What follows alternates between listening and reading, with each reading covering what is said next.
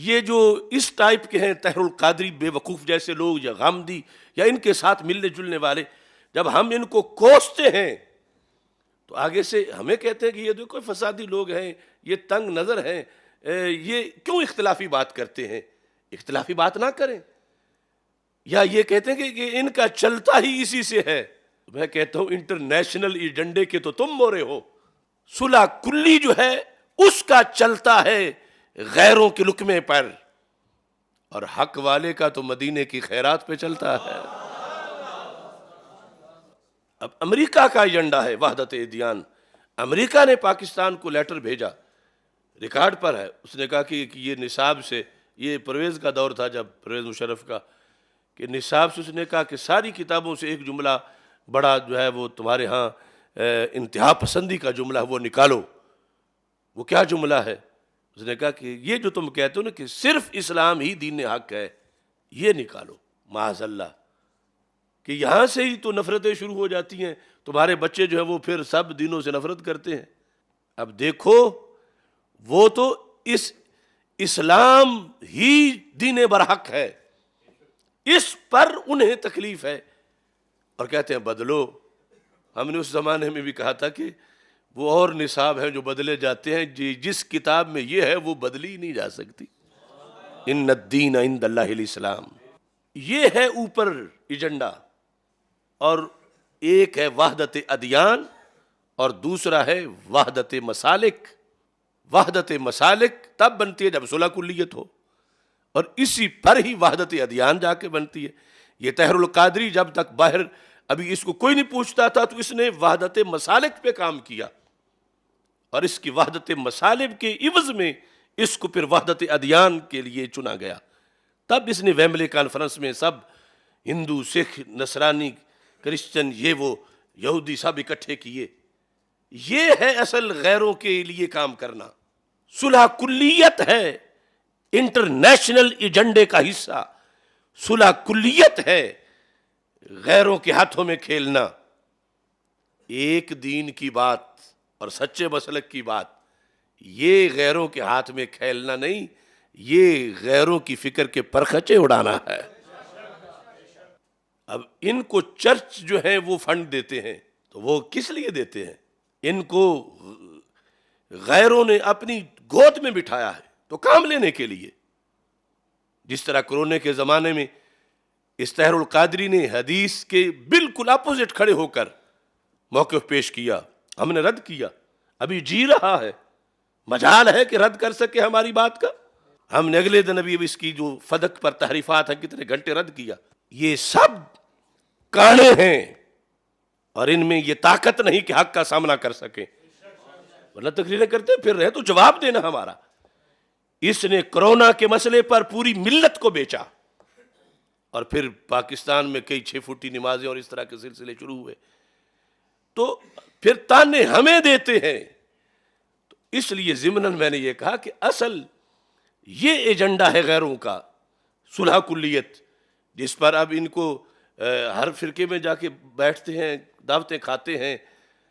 ہم جس پر ہیں ہم ایک جگہ پر ہیں، اور ماہ مدینہ اپنی تجلی عطا کرے.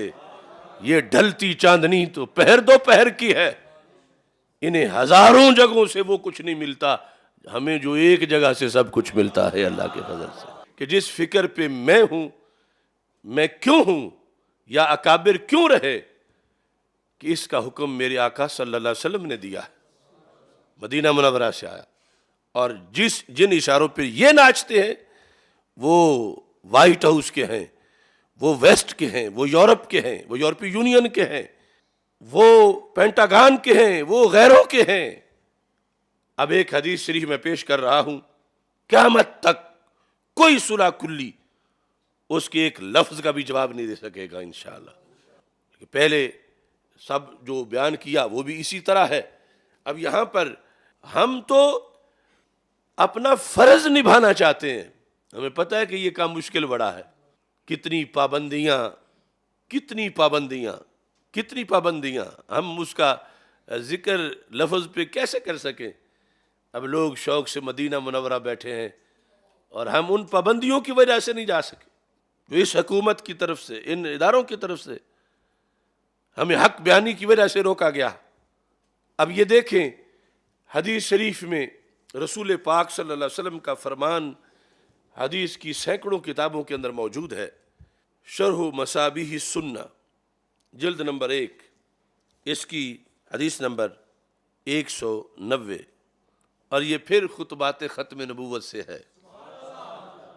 میرے آقا صلی اللہ علیہ وسلم نے مستقبل کی خبر دی، یحمل ھذا العلم من کل خلف عدولہ، فرمایا کہ مستقبل میں قیامت تک ہر نئی جنریشن میں میرے دین کے متوالے ضرور ہوں گے۔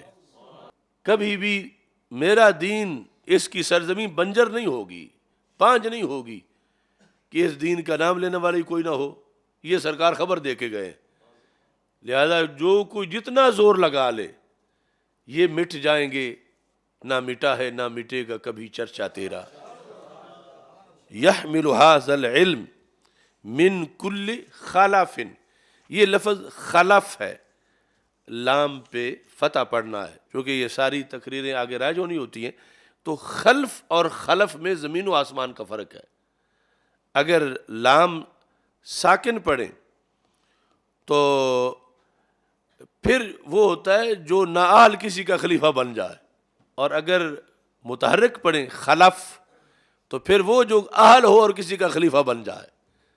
تو سرکار فرماتے ہیں من کل خلف، کہ جو بھی اسلاف میں سے اس لائق ہوں گے کہ وہ خلیفہ بنے، خلف، یحمل ھذا العلم من کل خلف، ہر نئی جنریشن میں اس علم، اپنے علم کی طرف اشارہ کیا، اپنے دین، اپنی شریعت کی طرف، عدولہ، جو عادل ہوں گے، عدول عادل کی جمع۔ یہ ایک لمبی بات ہے کہ فکری بھی عادل ہوں گے، عملی بھی عادل ہوں گے، اعتقادی بھی عادل ہوں گے، فعلی بھی عادل ہوں گے۔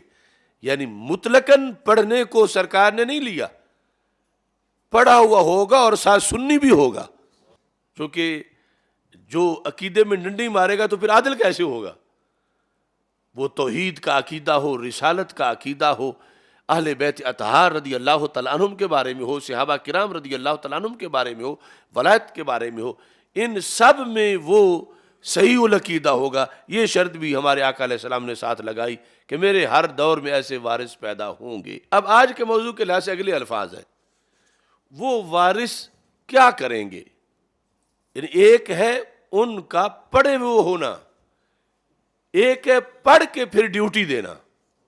یعنی صرف ان کا علامت الدہر ہونا کافی نہیں ہے، صرف ان کا نابغہ روزگار ہونا کافی نہیں ہے، صرف ان کا بہت بڑا بحر العلوم ہونا کافی نہیں ہے، بلکہ سرکار دو عالم صلی اللہ علیہ وسلم نے فرمایا کہ یہ سب کچھ ہوتے ہوئے، صحیح عقیدہ ہوتے ہوئے، جو میرا وارث ہر دور میں جو ہوں گے میرے ورثاء، وہ 3 کام کریں گے، اور وہ تینوں کام ہیں صلح کلیت کا رد کرنا۔ تو ہم تو کرتے ہیں کہ سرکار نے ڈیوٹی لگائی ہے کہ پڑھنا ہے جس نے، پڑھ کے پھر آگے ڈیوٹی دینی ہے، اور ڈیوٹی دینی اس طرح نہیں ہے کہ جو پوچھتے ہیں کہ آسمان اوپر ہے یا آسمان نیچے ہے تو آگے سے یہ بولے ہی نہیں، اور معاشرے میں غلط نظریات جو ہیں وہ پھیل رہے ہوں۔ اب کوئی پوچھے یا نہ پوچھے، اس کا تو اپنا حق ہے کہ جب دیکھے کہ دنیا جو ہے وہ آسمان کو نیچے مان رہی ہے، حالانکہ آسمان اونچے اوپر ہے، تو یہ بول پڑے۔ تو ہمارے آقا صلی اللہ علیہ وسلم نے 3 ڈیوٹیاں لگائیں، 3 ڈیوٹیاں، اور یہ ڈیوٹیاں وقت کے مجدد سب سے پہلے کرتے ہیں اور پھر ان کے ماننے والے کرتے ہیں۔ تو ہم چونکہ مجددین کے کارکنان ہیں، تو مجددوں نے اپنے اپنے زمانے میں یہ کام کیا تو ہم ان کے کارکن ہیں، تو سرکار دو عالم صلی اللہ علیہ وسلم کا حکم ہے، اس لیے ہم یہ کام کرتے ہیں۔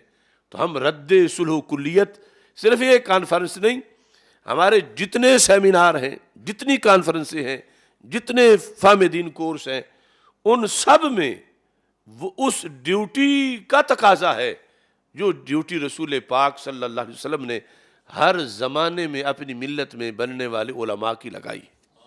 کیا سب سے پہلے فرمایا ینفون عنہ تحریف الغالین، ہر زمانے میں جو میرے ورثاء ہوں گے وہ دین سے، ینفون عنہ یہ ضمیر کا مرجع دین ہے، دین سے کاٹ کے سائڈ پہ کریں گے۔ کس چیز کو؟ جو غالی لوگ تعریف کریں گے، تحریف الغالین۔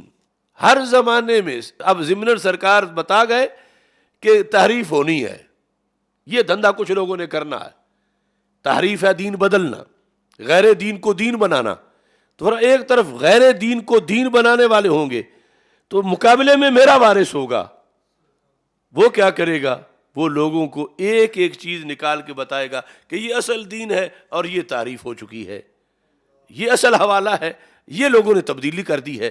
اب صلح کلی کہتا ہے کہ کسی کو کچھ نہ کہو، سرکار فرماتے ہیں کہ بد عقیدہ کی ایسی تیسی کرو، نفی کا لفظ بولا، ینفون عنہ تحریف الغالین، دین میں غالیوں نے جو دین کے اندر تبدیلی کر دی ہے۔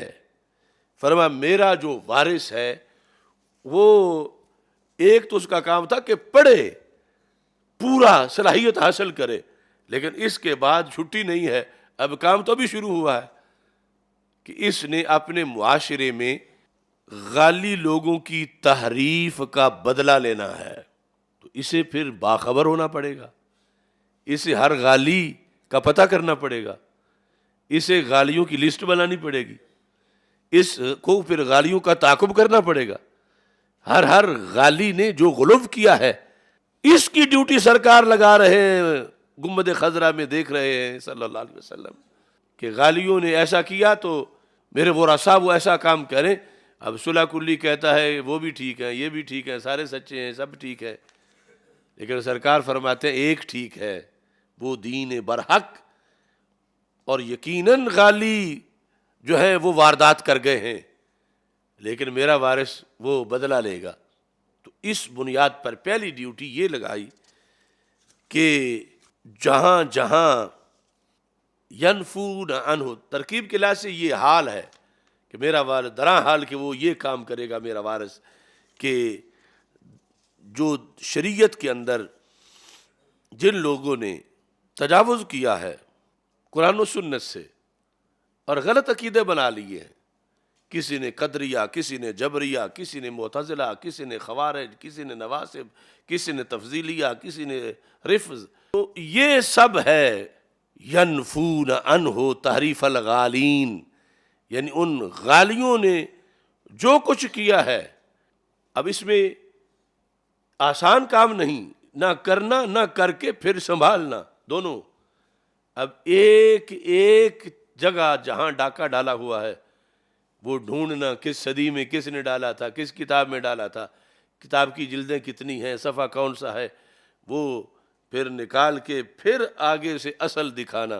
یہ اللہ کے فضل سے جو روزانہ ہم پروگرام کر رہے ہیں رفض کے سوداگروں کے خلاف یا ناسبیت خارجیت کے خلاف، اور وہی ہم اپنے یہ تخصص فی الفقہ والعقائد میں علماء کو جو تیاری کراتے ہیں، یہ دورہ حدیث میں، یہ اب ینفون عنہ تحریف الغالین، اگر غالیوں کے اس فساد تک اپروچ ہی نہ ہو تو پھر بندہ بدلہ کیسے لے سکے گا؟ تو اس بنیاد پر پہلے پھر صرف اپنا دین ہی نہیں، ان کا بھی سب کچھ پڑھنا پڑے گا، ڈھونڈنا پڑے گا، اور پھر اس کا رد کرنا پڑے گا کہ اصل دین تو یہ ہے اور انہوں نے یہ کر دیا اس طرح۔ اور ساتھ رسول پاک صلی اللہ علیہ وسلم فرماتے ہیں وانتحال المبتلین، یہ مبتلین والا دوسرا حملہ ہے۔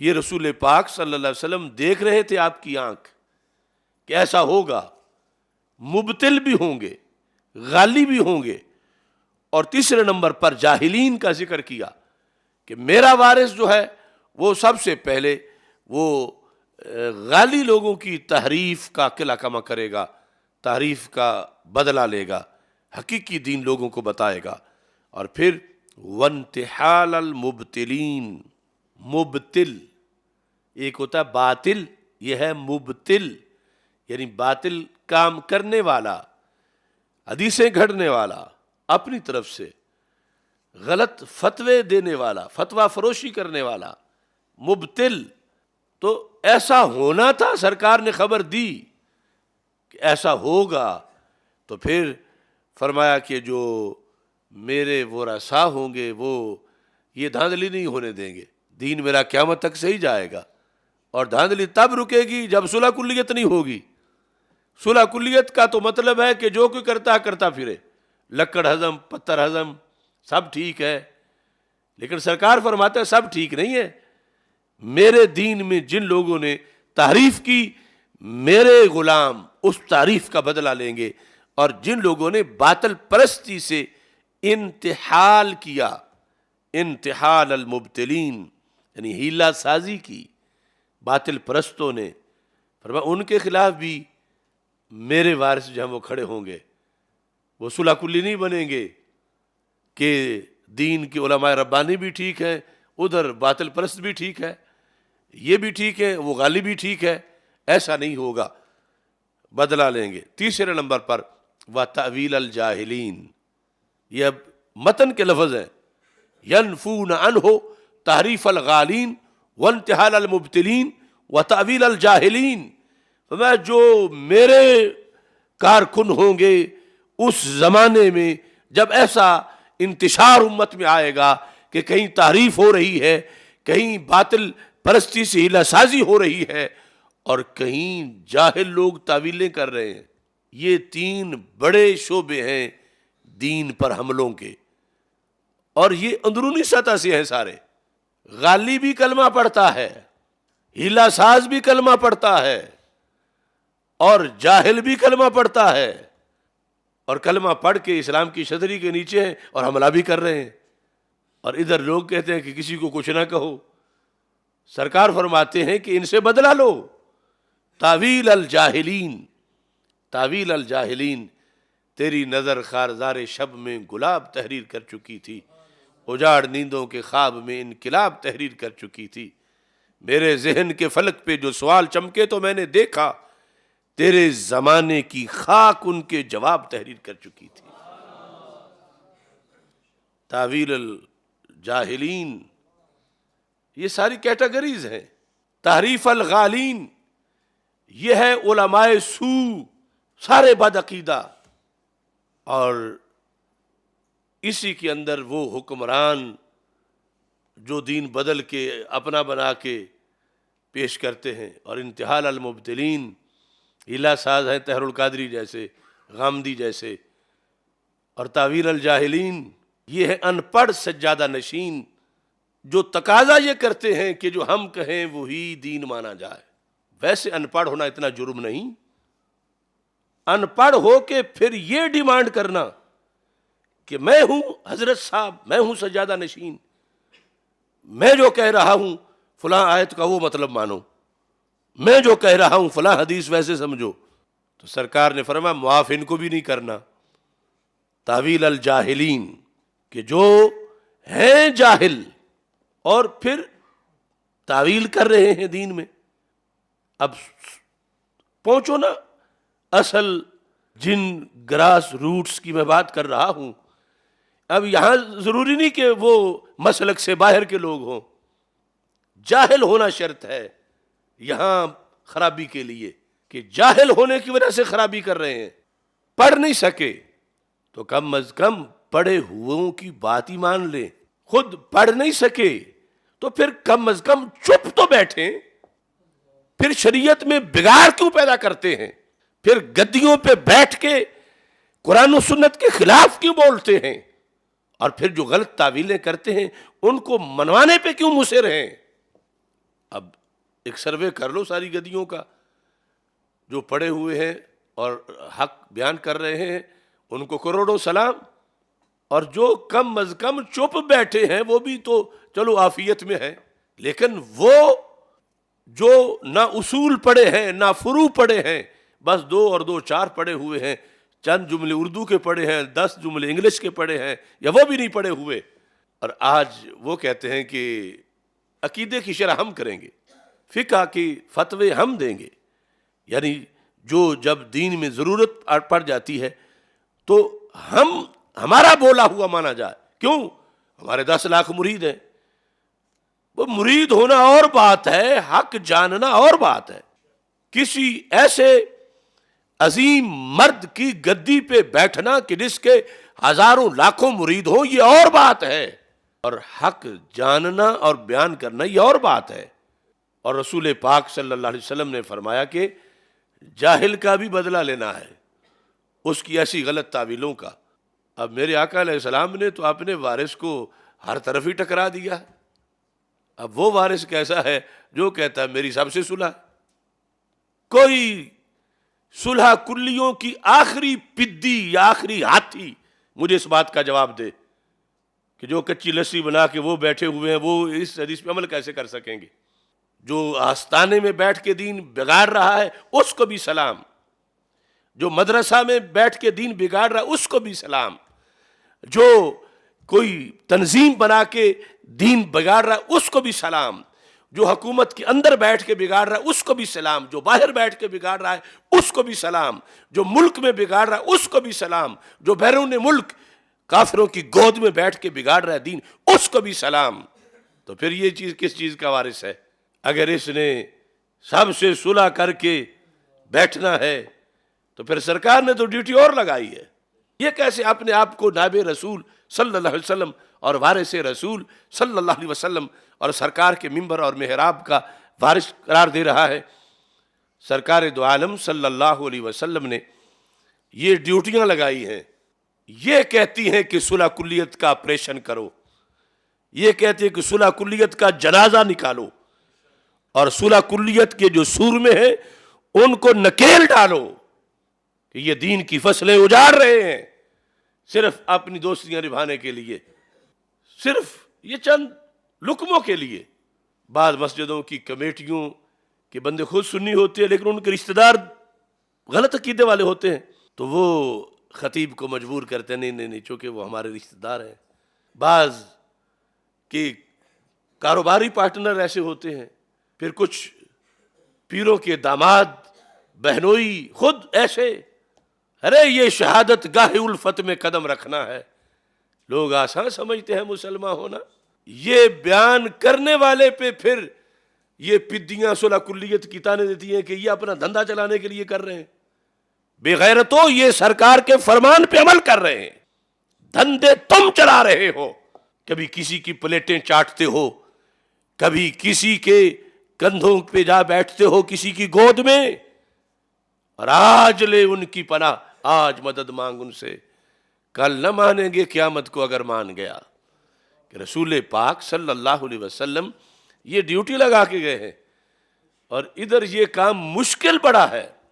اور مشکل کام کو نہ کرنے والا اگر نہ کر سکے تو کم از کم بک بک تو نہ کرے. پھر یہ مثالیں دیتے رہتے ہیں کہ ہم یوں کر لیتے ہیں کہ ایک آپریشن ہوتا ہے، ایک شعاؤں سے ہوتا ہے، اور ایک جو ہے وہ آلات سے ہوتا ہے. ارے جب شعاع سے ہو ہی نہ سکے آلات سے ہی ہوتا ہو تو پھر آلات والا بھی کرنا پڑتا ہے. صورتحال ہے نا. دیکھیں نا، اب دین کی حفاظت مقدم ہے، دین کی حفاظت مقدم ہے. اگر وہ دین کی حفاظت شمع بننے سے ہو تو پھر بھی کرو، لیکن اگر دین کی حفاظت کے لیے شعلہ بننا پڑے تو پھر بنو، اور نہ بن پاؤ تو پھر اس پر اعتراض تو نہ کرو. ظلم تو یہ ہے